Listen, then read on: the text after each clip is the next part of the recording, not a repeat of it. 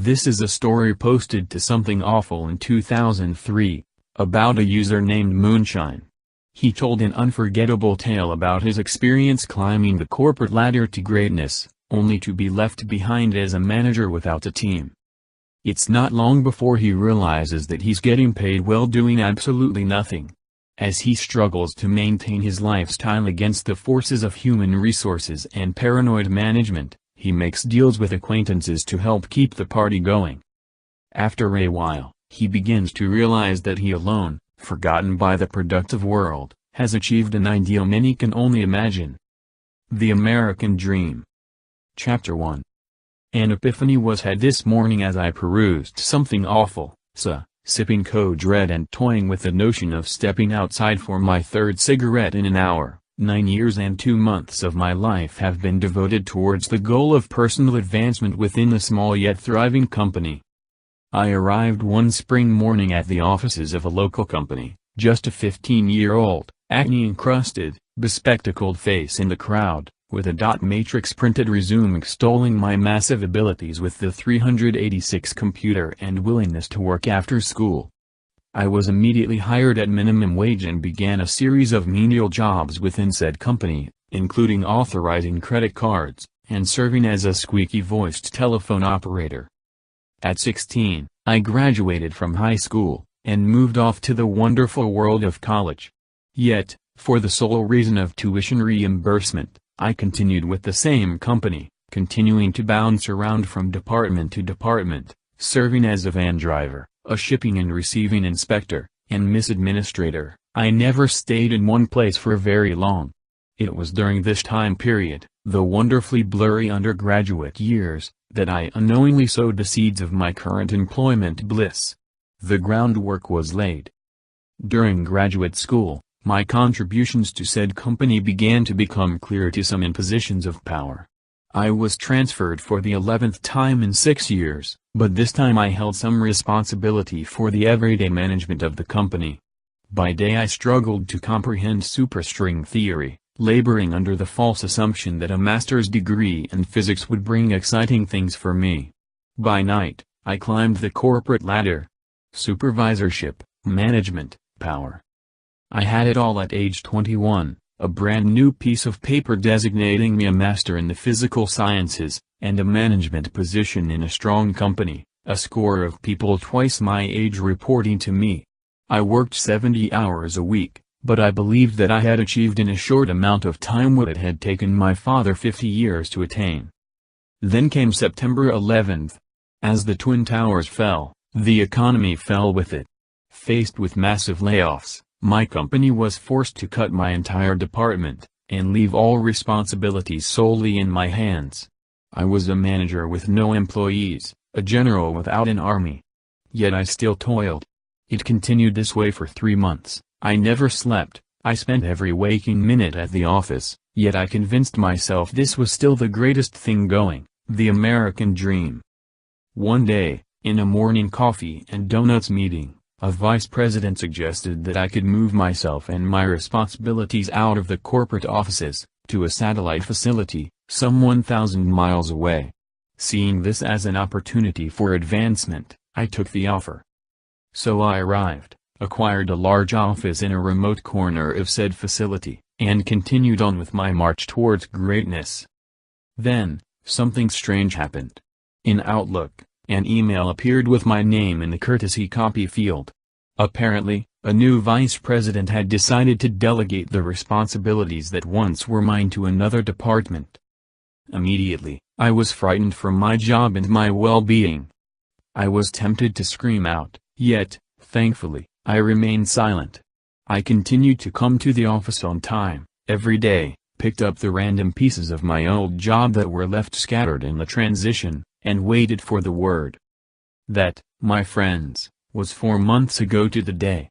After 30 days, I became convinced that I was a forgotten, non-digestible entity in the corporate stomach. No man ever comes over to ask me for anything, although I am but a manager, and directors roam the hallways like rabid hyenas. I am much too senior to all of them for them to attempt an attack. Every once in a while, the phone will ring, and an old acquaintance will ask for help solving a problem. I gladly comply. Sometimes, I let the phone ring. But the voicemail light never comes on. They move on to the next target, under the false assumption that I am much too busy to be bothered.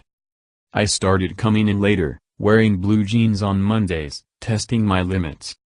I take 25 cigarette breaks a day, come back into my air-conditioned office, dim the lights, and browse the internet in a half-comatose state until I determine that it is time to pack up for the day. Old copies of Baseball Weekly adorn the mahogany desk, and reams of paper lie in and around the untended trash bin, each covered with random drawings of stick figures and jet fighters.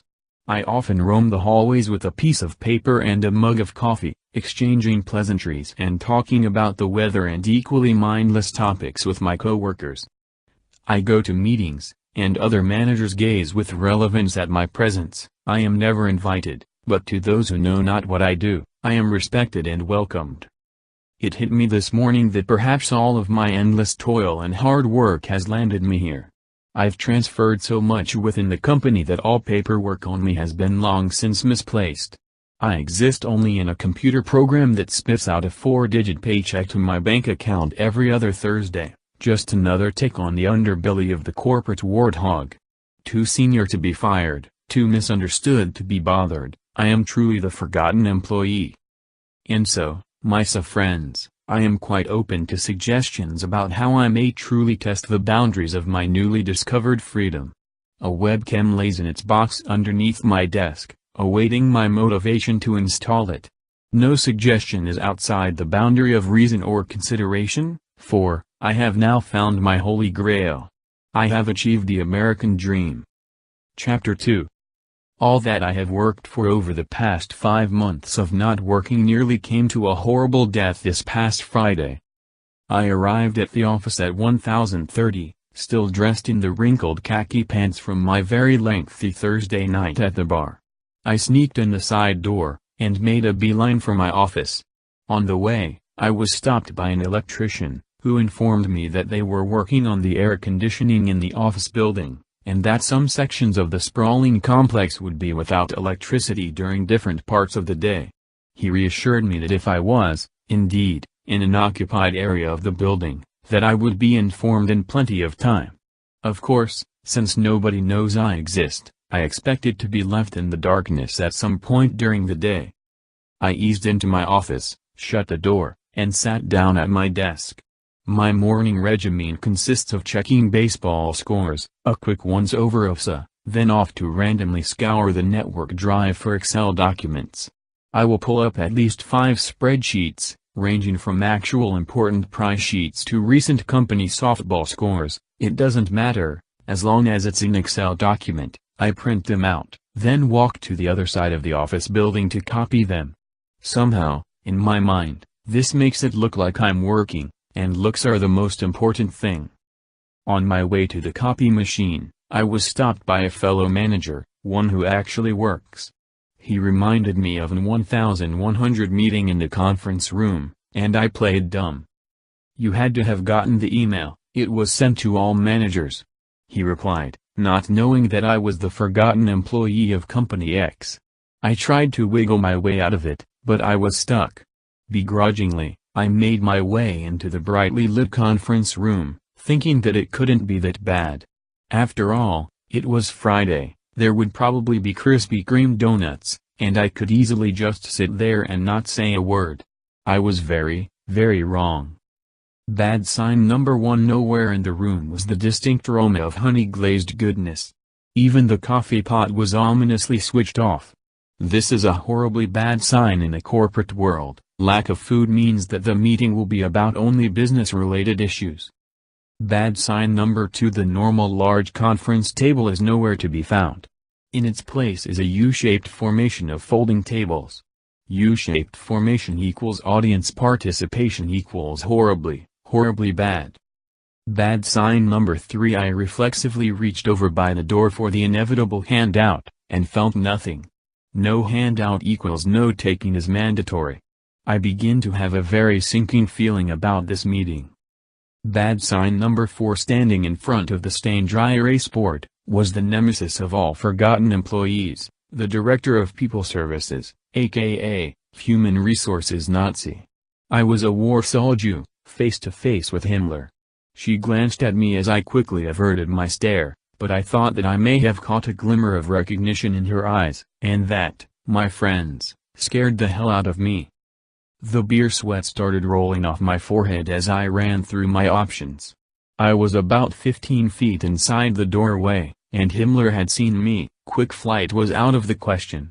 I was forced to sit through this meeting, and try to keep my cover. Looking at the U-shaped formation of tables, I decided to sit directly in the middle, contending that if any type of let's go around the room shit went on, she would undoubtedly start from one of the ends. I took my company cell phone off and set it on the table, then proceeded to sit and wait. Unfortunately, the meeting turned into my worst nightmare. Buzzwords started keying off alarms in my head as they flowed from the mouth of the hideous HR gargoyle. Teamwork, employee insight, departmental budgets, etc. The meeting was a quarterly employee idea meeting, where managers would gather and share what work their teams had accomplished, and what they were looking forward to. Considering my team had been fucking contracted on September 11th, and I was currently a free agent with no intention of signing with anybody, I was worried. And then it happened.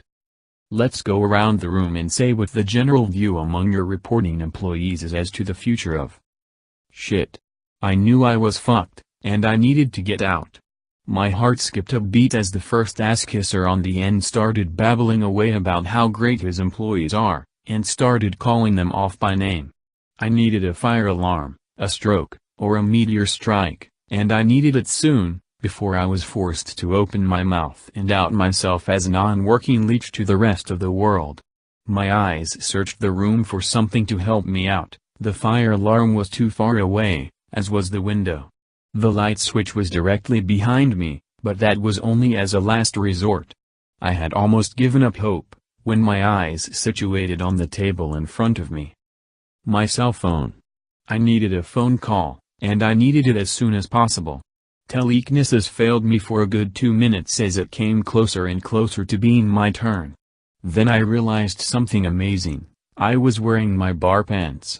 The beauty of my bar pants is that they have amazingly deep pockets, and nestled down past the crumpled up $1 bills, the napkins, the receipts, and the Bud Light bottle caps, was my saving grace, my wife's cell phone. And listed under the letter A in her pre-programmed numbers was my work cell phone. A rush of excitement filled me, and my hand started slowly inching towards my pocket. Because of the angle of my leg, I couldn't reach into my pants without drawing unwanted attention, so I had to make a go at it from the outside.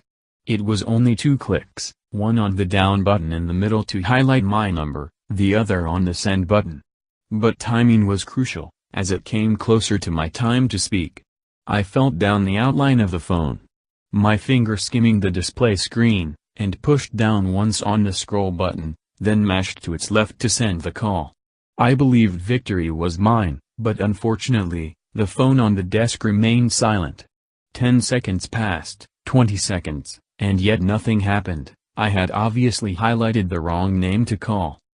It struck me as mildly humorous that somewhere, one of my wife's friends was answering a call from her cell phone, blissfully unaware of my epic struggle to free myself from the meeting from hell. As soon as it was obvious that I had dialed the wrong number, I moved my thumb back to the right, and punched the end button approximately 10 times, hoping to cancel everything out. The train of talking had reached the person sitting next to me, and the focus of the room was in my general direction. I probably only had one chance to pull it off, and I had to do it discreetly. With my body turned towards the speaker, my hand creeped down once more. I coughed slightly as a distraction while my fingers made a ninja flick across the scroll and send keys, then I moved my hands to the table and waited. 5 seconds, 10 seconds went by. The person next to me was finishing up, it was almost my turn. I thought I was completely done for, and then it happened. The cell phone lit up, and the telltale Nokia tone started resonating throughout the room. All eyes shot to me as I tried my hardest to contain my elation. I grabbed the phone and pushed the answer button. "Ben," I said authoritatively. My voice echoed through the speaker as the cell phone in my pocket picked up the background noise. "Oh, yes sir, Mr. Name of a company vice president at the corporate office. I have that information at my desk. Can it wait?" "Oh, I understand." I then covered up the phone and said to the HR Nazi, "Do you mind?" She was taken aback, but smiled and nodded. It was all the break I needed. I sprung out of my chair, and headed for the door, pretending like I was talking, nodding absent-mindedly to myself, engaged in a pretend conversation with my pants, but I was temporarily free. I hurried back to my office, closed the door, and waited. The time was 12 noon, and I was sure that soon, the HR Nazi would show her face and ask to sit down and chat about what I had missed at the meeting. I browsed the forums for the next 4 hours, every set of footsteps by my door sending me on a frenzy of window minimization. 4 o'clock rolled by. Cars began to leave the parking lot. My phone had not rung, my Outlook inbox was still empty. At 5 o'clock, the lights went out in my office. I sat in the complete darkness for 5 minutes, 10 minutes. A half hour went by as I sat in a semi-daze, alone, in a dark office. Then it hit me. I was safe. I was forgotten. All was right with the world. I took out my cell phone, and played a silent, celebratory game of Snake. Chapter 3. I had been dreading this day. In the back of my mind, I knew it was coming. In all my years here, my anniversary date has held as a beacon of hope, the promise of yet another pay raise, yet another shining star on the corporate report card that would one day land me a corner office with a view. This year, however, I wished that it would never come. I was sure that my 9th anniversary at this corporate juggernaut would raise sufficient enough flags to bring the human resources ninjas swinging through my office windows, sending the old copies of Baseball Weekly and collected Mountain Dew bottles flying in a maelstrom of broken dreams as they hauled me off to some cubicle to start being a productive member of society. The email was waiting for me as I came in late to work. The return address was a name that I did not recognize, but the all-familiar HR, printed in bold at the end of it, sent a shiver up my spine. I opened it up, and, all at once, a feeling of relief, bewilderment, and hope overcame me. Moonshine employee number 412, our records indicate that you are due for an annual performance review on September 10th. Please report to your designated departmental director none on none for your review. As you are a non-supervised, managerial, other employee, please submit a self-review, detailing past accomplishments. Self-reviews must be submitted no later than September 13th to employeereview@companyname.com. Best regards, HR Nazi. I reread the letter twice, trying my hardest to figure out any hidden meanings. The good news was that, from the form letter, it seemed as though they had no idea what I did. The bad news was that neither did I. I had 3 days to find out, construct some kind of good response, and send it back in a very unthreatening fashion. I actually needed to do work, and the clock was ticking. So, 20 minutes later, I'm sitting in the bar at Applebee's, downing a cold Bud Light and pondering my situation. Solutions including prolonged vacation, botched workplace injury, and phone call to HR to ask what I do were summarily dismissed, and I had hit a dead end. I finished off another beer, and the thought suddenly hit me. Every 2 weeks, without fail, I had received a paycheck at my house. Although I had rarely opened them, I knew there was a section on there that listed a departmental code, a simple 4-digit number that would hold the answer to what my company thought I did. I paid my bill and headed home, determined to wake up in the morning and figure out what I was going to do with myself. Unfortunately, when I got home and opened up an old paycheck, I realized that my department code was listed as 0000, which I feared was a default code. I couldn't have been more wrong. I showed up at 0900 on September 11th, marking my first return to actual working hours in months. My first stop was to the accounting section of the building, where I cornered a temp employee and asked, real managerial-like, what department does code 0000 refer to? She typed a few numbers into her computer, and replied with something that blew me away. Workplace safety. I staggered back a bit, but tried to regain my composure quickly. How many employee entries are there in the workplace safety group? She typed 2 more entries, and came back with Moonshine, here in Detroit, and James Alexander, in the Fort Worth office. It was obvious she had no idea who I was, which was a bonus. But my heart sank for a minute as I realized there actually was somebody else in this company who was actually doing the non-job that I was somewhat tasked to do. I retreated to my office and tried to plan my next move. Workplace safety? I thought, trying to take in the gist of what was said to me. Was it then my job to make sure that nobody walked around on stilts or ran with scissors while on company property? Not that it was a huge epidemic around here, but I was somewhat freaked that the next time Lumpy Bumper fucking Shipping and Receiving decided to pour a lie on his groin, I would be responsible. The only answer was to find James Alexander. I would pretend that I was actually a working safety inspector, and try and pry him about what kind of work he did. I was able to track down the number to the Fort Worth office, and gave him a call. James Alexander was the reply. Mr. Alexander, this is Moonshine, the Detroit safety inspector. I was wondering if you could help me with a couple of items that I've got going on up here. There was a pregnant pause, then a quick hold on, as I was put on hold. About 20 seconds passed by, then he came back on the line, his voice down at a whisper. Who do you work for? I thought quickly. Greg McDonnell, I lied. I've never even heard of a Greg McDonnell. And he told you to call me? Alexander asked, sounding somewhat worried. No, sir. I did it of my own volition. Yet another pause, then. Are you really a workplace safety employee? I recognized something in his voice, and decided to take a shot. I knew I was putting everything on the line, but it felt as though I was at that point regardless of whether or not I admitted my status to the stranger on the phone. I took a deep breath, and answered a very confident. No. Are you with HR? Was the stern reply. No. Then what do you do? Nothing. There was yet another pause, and a flash of heat cascaded over my skin. There was a barely intelligible snort, almost laughter, then he replied. Me neither. It was like I had asked him if he had stairs in his house, only the answer was 100 times more exciting. It turns out James Alexander of Fort Worth, Texas was an original workplace safety inspector, and had been with the company for 7 years.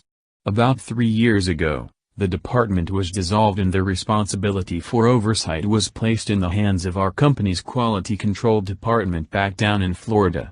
He was furloughed for a period of 5 months, then one day he received a letter asking him to return to work. When he returned, he was given temporary quarters in a recently abandoned office, and was told that he would be given new assignments shortly. Shortly turned into 2 years. I was amazed that I was not the only one who was forgotten in this corporation. He told me that all he did all day was browse the internet, and replace the contents of the first aid kit when they ran low. He had never failed to receive a raise, and was never once accosted by any higher-ups. He and I postulated that the computer must have defaulted to a 000 code when none was inputted from my employee file. Luckily, here 000 wasn't just a code meaning nothing, it was actually still the defunct workplace safety group. He told me to count my blessings, and hung up the phone with a sincere good luck. The next day, I showed up at work with a new purpose in life. What I had come across was even better than having no job. I now have a job with no responsibilities. I walked throughout the office, looking at light sockets, chairs, and microwaves, exactly as I suppose that a safety inspector would do. Later that day, I would write my personal review, remembering to keep it vague and short, so as not to rouse attention.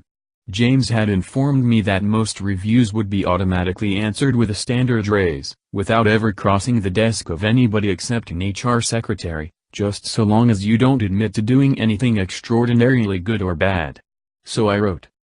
Employee, Moonshine number 412 accomplishments, maintained a zero-accident rate in the Detroit corporate and shipping offices for the entire 2002 calendar year. Responded to every safety issue in a timely fashion.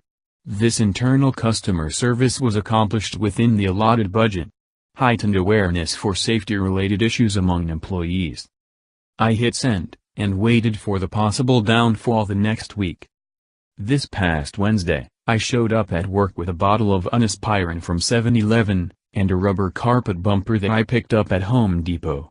Back where the employees go out to smoke, the carpet at the door was horribly mangled, and many an unhappy soul was sent crashing to the floor by a misplaced step on the hazard. So, the first thing I did was put the bumper down, and glued it into place using some bullshit Billy Mays fabric crap glue that the Yahoo at Home Depot said worked wonders. It wasn't pretty, but now there is no danger of tripping.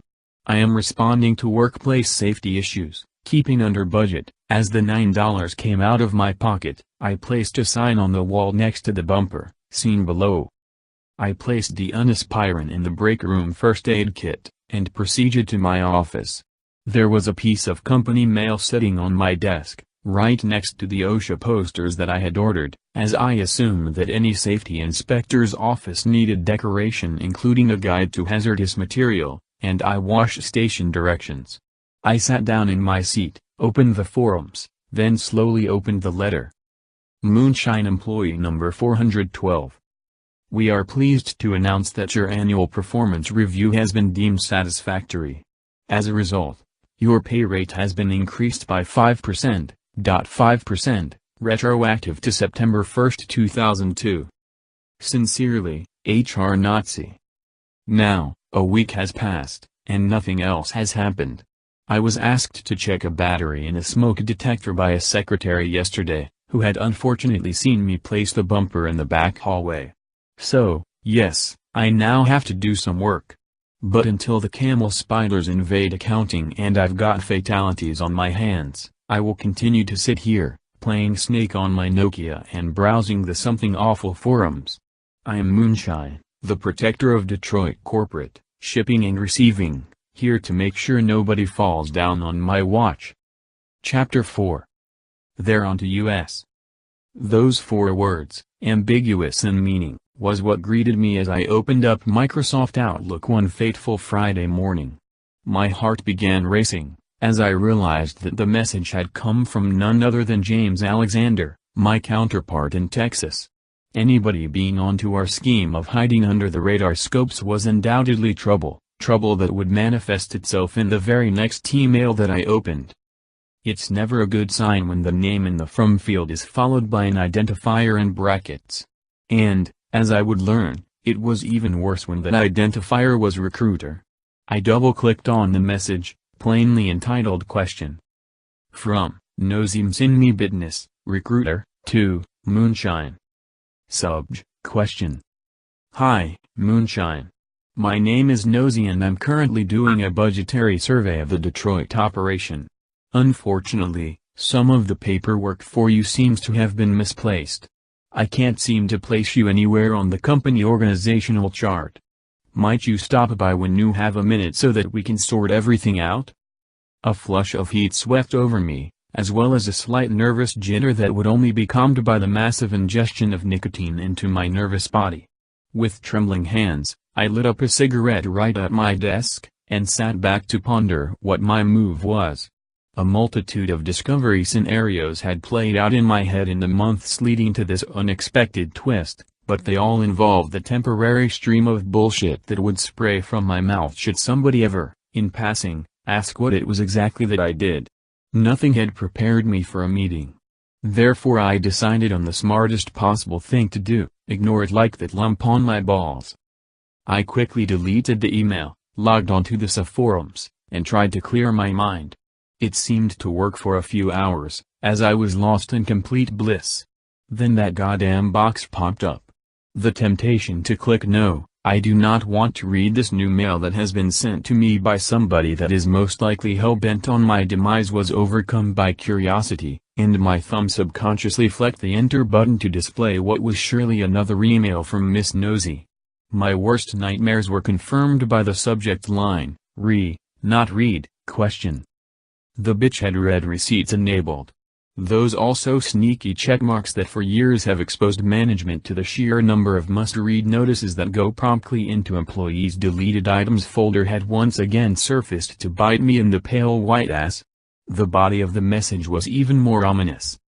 I see that you are in. I will come down to your office to discuss. West Side, first floor, correct? The irrational side of my brain begged me to supply her with fake directions. I rationalized the thought, believing that it would indeed buy me time, but realizing that it would only dig the hole deeper. I assessed my options for escape. And yes, tactically my mind works as a cross between BF 1942 and MS Paint. I was without sufficient weaponry to meet her head-on, and she was coming towards me from one of my only two possible exit routes. The only other escape route was down the hallway, and out to my car. Unfortunately, I was unaware of how much time I had left, or if she was hanging outside my closed door right now. It seemed an awfully big risk, to hightail it down that dark corridor, past the rows of unoccupied, locked offices, and off to freedom. It was going to be close. I needed to get to my door, down 60 feet of hallway, and out the side entrance before she rounded the corner. I knew that, as a man, I needed to face adversity in my life. It was either do or die. This was a test of courage and manhood, and there was no backing out. I just had to shuffle quietly 30 feet down the hallway, and off to freedom, with the strong possibility of being caught in the act. It was truly a character-defining moment as I stood with my hand trembling on the doorknob, not sure if the recruiter was standing on the other side. This was a defining moment. So, like a jittery little adolescent squirrel, I scrambled to the other side of my office, and went right out the fucking window. No qualms about it, without even thinking twice, I slid the frosted pane up, and climbed on through. Unfortunately, I neglected my considerable body mass, and fell directly on my ass as I slithered through the cold metal frame. Shaken, but safe, I crouched low to move away from my window, then glanced around to make sure that I hadn't been seen. Safe in my secrecy, I walked around to the other end of the building, and got in my truck. Tearing out of that parking lot at the speed of light, my only thought was to get as far away from that place as possible, and deal with what may come on Monday morning. So, 6 hours later, I'm at the bar, stirring over a rapidly warming beer. I didn't have much taste for alcohol that afternoon, and pondering my problems. I had used the payphone to call my wife to let her know I would be home late, as I had forgotten my cell phone back in the office, and needed to return for it. I had absolutely nothing in mind of how to counteract this situation. I had figured that perhaps I needed to start making phone calls to vice presidents down at the corporate offices, doing damage control, and trying to rebuild what was left of my sidetracked career. I had resolved to do that on Saturday, but first I needed to get back to the office and get my cell phone. The parking lot was lit dimly by the orange glow of the low-powered streetlights as I pulled back into the office building. I casually walked up to the front door, sliding my keycard through, and strolled into the office. I expected that nobody was there, and walked with the calm determination that expectation brought. "Oh, shit. Came a voice from my left. My heart leapt into my throat as I turned to look. Sitting there, in the corner office, was Paul, our vice president of marketing strategy. Burning the midnight oil, it seemed. With a bottle of Boone's Farm wine, an open jar of Vaseline, and a box of tissues sitting in plain view on his desk. His left hand worked fervently at the mouse button, in a desperate attempt to close down whatever had previously graced his screen. His bald head grew red as he struggled to keep up with the pop-ups, a cascade of hot pink letters proclaiming hot teen buy sluts and anal oriental cum bitches, leaving a virtual blood trail that betrayed his rapid attempts to conceal what he had been looking at. "Mr. Moonshine," he started, his voice cracking. "I didn't think that anybody was still here." "No problem, sir. I was just coming back into." "No, I really didn't know. Honest. I don't get the AOL at home." I was getting set to walk away, but I stopped, looking over at the slightly overweight man, beads of sweat forming on his forehead. "I'm sorry?" I asked. I don't get the web thing at my house. I was just looking at pictures. You know, adult pictures. I nodded and averted my eyes, but he continued. It just sucks since my wife left me.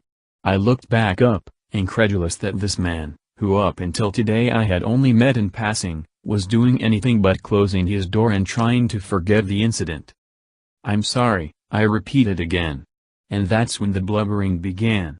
I don't know what to do, it's been 6 months. I've never even dated before. For God's sake, look at me. See, you can tell. I was married for 18 years, I have no idea what to do. I can't even cook noodles. Oh, hell, I have no idea what to do. I tried to do the whole single scene thing, but I'm a fish out of water if there ever was one. It takes some time. I tried to console him cautiously. He motioned me into his office, trying to force a smile. Against my better judgment, I walked in and sat down. You're a popular guy, right? With the ladies?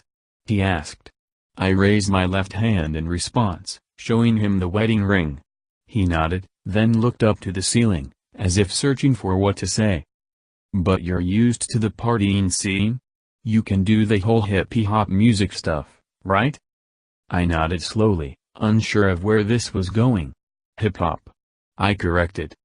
He smiled as if I had just unlocked a great secret for him. I tried all that stuff, I've been to the nightclubs. I'm just doing something wrong, said the overweight, balding vice president who I had caught masturbating and drinking what most 14-year-old girls have grown out of, right in his office. I want to be able to go out and talk to women. I want to go out and drink beers and dance and have casual relationships. Is that an unreasonable request? I guess not. I squirmed. Can you help me? My mind raced. I had no idea what he was asking me to do, but then suddenly something clicked in my head. I could turn this thing to my advantage. This stuff tonight, I started, pointing at the computer. This is all our secret, right? He looked shocked. Of course. Why? I'll help you out. But you have to help me out.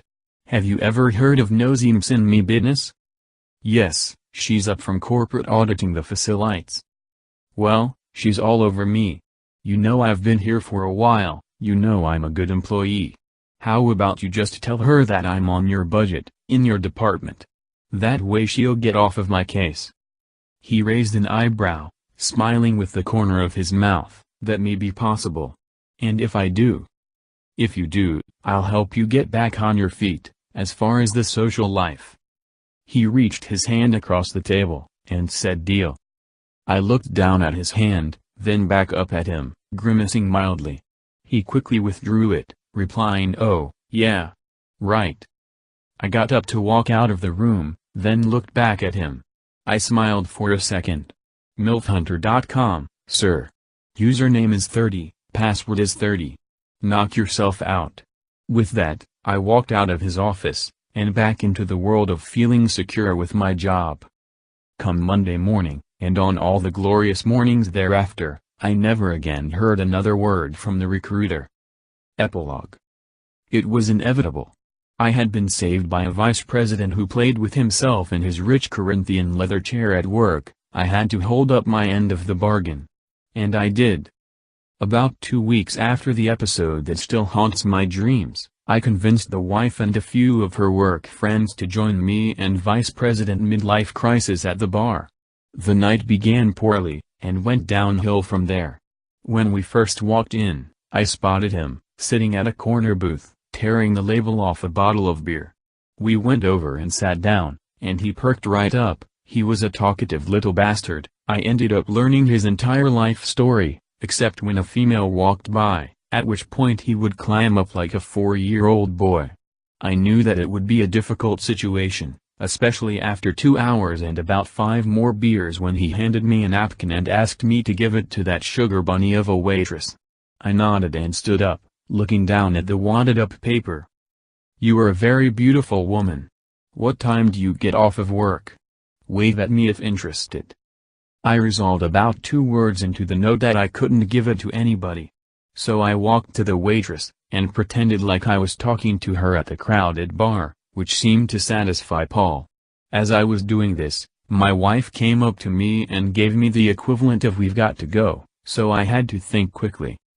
"Hey, how does Sandy like Paul?" I asked her. Sandy was a co-worker of my wife, moderately attractive, if you like the bleached blonde 80s pop star who got run over by a tractor look. She eyed me curiously. "Why?" "Have her come over here," I said. My wife waved her over to the bar, and she stumbled half-drunkenly towards us. I explained to her that Paul was really lonely, and was only looking for a friend to pay some attention to him for the night. I also mentioned that he was horribly rich, an assumption, and that he was really a fun guy to be around, a lie. She seemed disinterested at the beginning, but then she took a different approach. "What's in it for me?" she asked. "What, like money?" I replied. Nothing in my life had ever prepared me for pimping, so I was kinda rusty when thrown directly into the situation. "I want one of your puppies," she stated matter-of-factly. I glanced at my wife, who shrugged. A week prior, our hound dog had had a massive litter of pups, and we were having some trouble finding buyers for all of them. Now, Sandy was a nice woman, with kids, but very poor. I didn't see the harm. Okay. She smiled, then pointed at me, her finger waving drunkenly in my face. "No sex," she stated, then proceeded to turn around and walk towards our booth, sliding into the seat next to Paul. My wife and I ended up paying our tab, then sliding out of there for the evening, all the while wondering what the heck was going to happen. The suspense was with us all weekend, until I returned to work the following Monday morning. The first message on my inbox was from Paul. It stated simply, "Your wife's friend has great hands." I sat back, smiling. A puppy for a hand job, and the preservation of the American dream. All in all, a wonderful trade.